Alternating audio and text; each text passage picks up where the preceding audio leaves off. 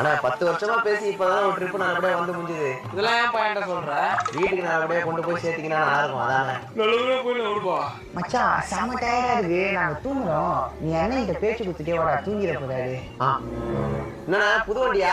தம்பி வண்டி வழியை பார்த்தாலே தெரியுது 10 சொட்டா இது புது வண்டி. பேச்சு கொடுக்க சொன்னாலும் இஷ்டத்துக்கு ஏதாவது பேசுங்கன்னா இங்கே இறங்கி விட்டுறோம். சாருங்க நீங்க தூங்குற மாதிரி தெரிஞ்சது, அதான பேச்சு கொடுத்தா. தூங்குற மாதிரிலாம் இல்லை, தூங்கினாங்கிறேன். அந்த ஏசி 2 பாயிண்ட் ஏற்றி விடு, அப்படியே பெட்ஷீட் இருந்தால் போத்தி விடு.